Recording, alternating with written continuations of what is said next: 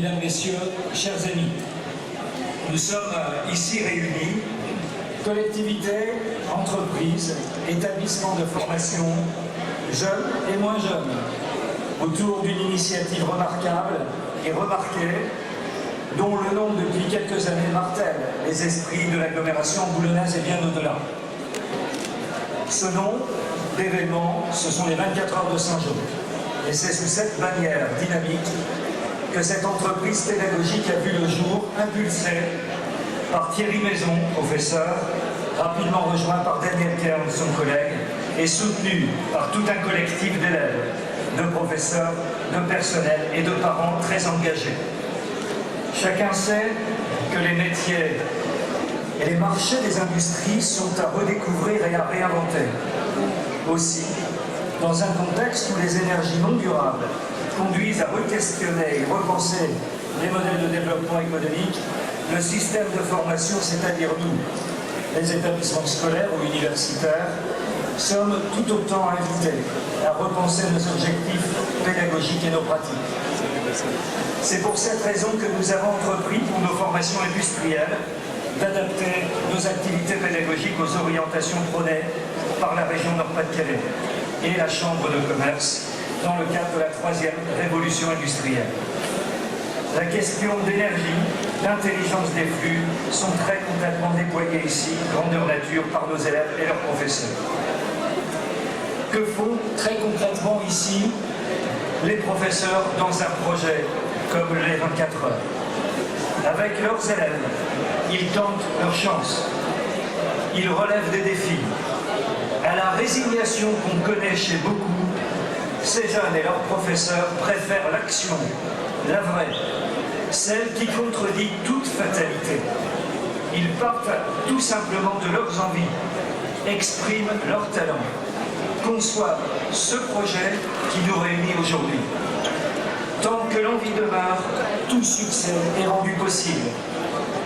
À chaque obstacle surmonté dans ce parcours d'une année pour préparer l'événement d'un jour et d'une nuit, nos élèves, vos enfants ont grandi.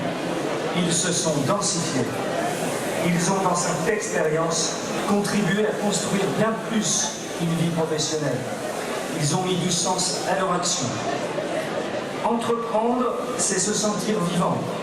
Alors oui, les filières industrielles montrent non seulement qu'elles sont vivantes, mais surtout qu'elles ont de l'avenir au cœur des questionnements énergétiques et au cœur du Nord-Pas-de-Calais. Je veux donc remercier les élèves qui ne comptent pas leur temps et démontrent avec force que l'appétit d'apprendre, de réaliser et de relever des défis est loin d'être éteint pour la jeunesse. Ces jeunes, ce sont ceux de nos formations industrielles et scientifiques, mais aussi tous les autres qui concourent directement ou indirectement à la réussite, avec un clin d'œil particulier aux jeunes du comité qui nous ont offert ce spectacle de danse et la présentation très élogieuse ce matin des équipes qui concouraient. Je veux remercier les professeurs qui, par la force de l'exemple, encouragent les jeunes à prendre leur vie en main. Vous êtes des passeurs d'expérience et par votre joie d'entreprendre, vous êtes contagieux dans ce lycée. Je remercie toutes les autres personnes de l'établissement qui, dans leur mission, apportent leur concours pour faire réussir l'événement. Je veux remercier aussi les entreprises. Nous avons grand besoin de vous dans toutes les filières, dans tous les niveaux de formation, car introduire quelques notions de vie active dans un lycée est tout sauf synonyme d'échec scolaire. C'est même pour nous tout l'inverse. C'est une condition nécessaire pour réussir. Un remerciement plus particulier pour l'aide financière apportée par la Chambre de commerce Côte-d'Opale, qui depuis plusieurs années apporte un soutien que je qualifie de massif dans ce projet. Un remerciement aussi aux entreprises Allianz, AXA et Rothschild, qui par le biais de l'ASP rendent possible ce projet. Un merci chaleureux et sincère à la mairie de Saint-Martin-Boulogne, dont l'aide technique et en matériel rend elle-même possible cet événement. Merci aux autorités territoriales, merci au ministre qui chaque année est un fidèle de l'État et qui sait passer du temps auprès des jeunes pour s'intéresser à l'événement et les accompagner. Donc, bienvenue à vous, Monsieur le Ministre. Merci aux parrains et marraines, Frédéric Courant, qui n'a pas cessé de signer des autographes auprès des jeunes. Chacun se rappelle l'émission télévisée dans laquelle on pouvait le rencontrer à chaque fois. C'est pas sorcier.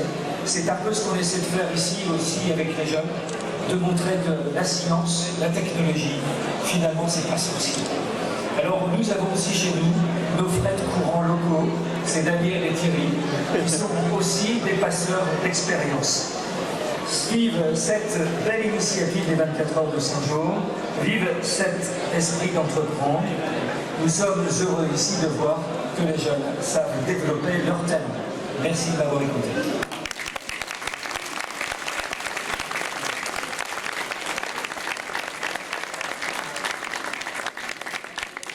Je vais maintenant céder la parole dans l'ordre à Frédéric Courant, donc parrain, Madame Boulin, marraine, Monsieur Bailly, maire de Saint-Martin-Boulogne et vice-président de la communauté d'agglomération de Boulogne-sur-Mer, et Monsieur Cuvillier, ministre et maire de Boulogne-sur-Mer.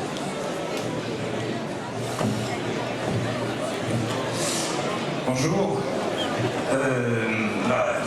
Tout a déjà été quasiment dit, donc c'est pas très facile de rebondir derrière. Si c'est vrai qu'il y a quelque chose qui est important, c'est que lorsque Daniel Kern m'a contacté il y a plusieurs mois pour me demander si je voulais parrainer cette course, que je connaissais déjà et que toute l'équipe de C'est pas sorcier connaissait déjà, parce que comme vous avez un bon service de communication, vous envoyez toujours aussi des dossiers de presse un peu partout, donc on vous connaît forcément depuis 13 ans. Mais on n'avait jamais eu l'occasion de venir, moi j'avais jamais eu l'occasion de venir vraiment. Et évidemment, c'est ce que vous venez de dire à l'instant, on est dans le même état d'esprit. C'est-à-dire que, et moi je trouve génial ce que vous faites. Nous on a la chance, on fait de la télévision, on est protégé des élèves. J'espère qu'ils ne vont pas m'entendre, on a un écran entre nous. Mais les enseignants, ils sont en contact direct avec les élèves et réussir à faire ce travail qui consiste à les passionner sur des sujets en passant de la théorie à la pratique, en couvrant tout un projet pédagogique depuis la création jusqu'à sa réalisation. Et en plus de ça, en nous faisant quelque chose de ludique, hein, on peut dire, parce qu'on s'amuse, on est là pour s'amuser.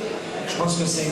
Enfin, nous, on a toujours partagé ce point de vue sur C'est pas sorcier, et on pense que c'est la meilleure façon de créer des vocations.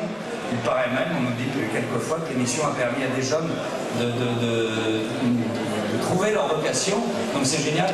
Et dans ce sens-là, on est vraiment dans le même état d'esprit, donc c'est pour ça que vraiment, si je viens comme parrain, je représente aussi un peu toute l'équipe de C'est pas sorcier, qui n'a pas complètement disparu. L'émission, on nous l'a enlevé un petit peu pour le moment, mais il se prépare d'autres choses et l'équipe de C'est pas sorcier est encore bien vivante. Donc voilà. L'autre chose qui me paraît importante, c'est qu'évidemment on est en pleine transition énergétique, donc tout le monde en parle, donc il faudra peut-être commencer à agir, peut-être qu'on a un peu traîné pour travailler là-dessus. À qui la responsabilité, j'en sais rien, les fabricants automobiles, etc. Peut-être que Monsieur le ministre a plus de réponses que moi sur ce sujet.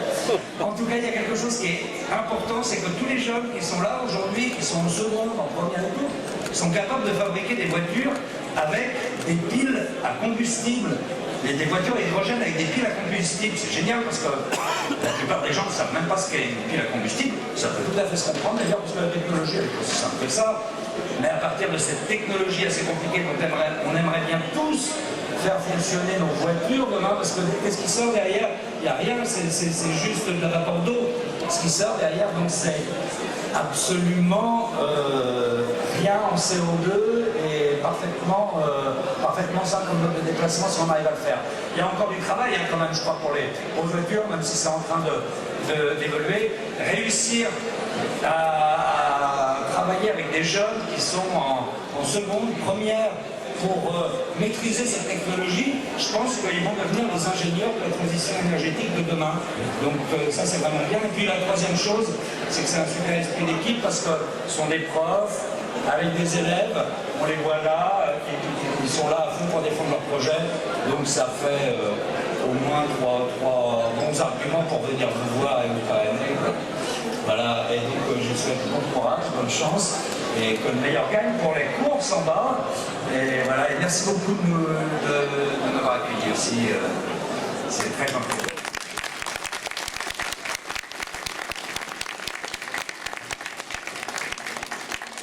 Bonjour à toutes et à tous. Alors moi c'est un petit peu particulier parce que je suis une personne de l'ombre et on m'a demandé de faire un discours, ce qui n'était pas dans mon habitude.